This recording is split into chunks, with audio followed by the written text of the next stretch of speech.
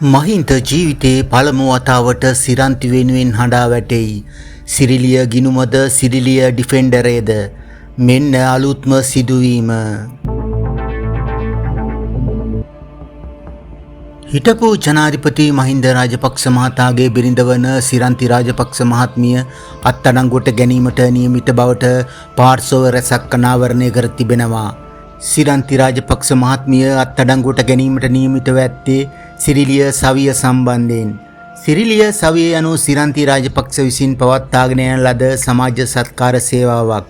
සිරිලිය සවිය කරුණු කිහිපයක් හේතුවෙන් ආන්දෝලනයට තුඩු දී තිබුණා.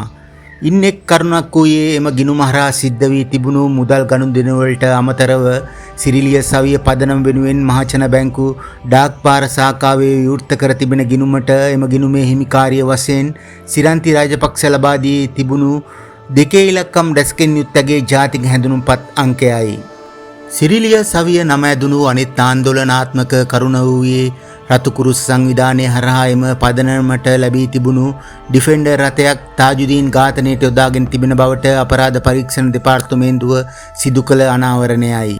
මේ වන විට මහින්ද රාජපක්ෂ මහතාගේ මස්සිනා වන එනම් සිරන්ති රාජපක්ෂ මහත්මියගේ සොහොයුරා වන එයා ලංකා සහ මිහින් ලංකා සභාපති වූ නිසාන්ත වික්‍රමසිංහද සිටින්නේ රිමාන්ඩ් බන්ධනාගාරගතවයි. මේ හේතුවෙන් මහින්ද රාජපක්ෂ මහතා බොහෝසේ බියට පත්ව ඇති බවටයි වාර්තා වන්නේ.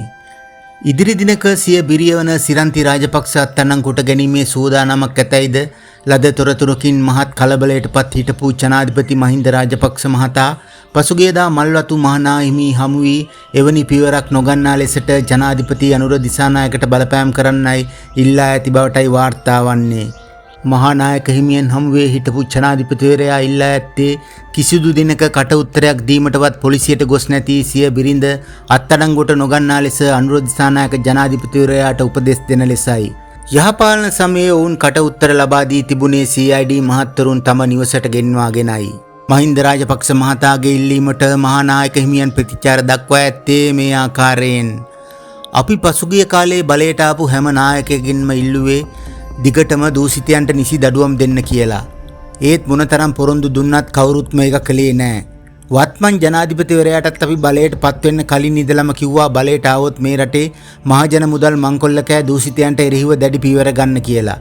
එතුමා ජනාධිපති වුණාට පසුවත් අපි එතුමන් හමු අවස්ථාවලදී මේ කාරණේ අවධාරණය කළා.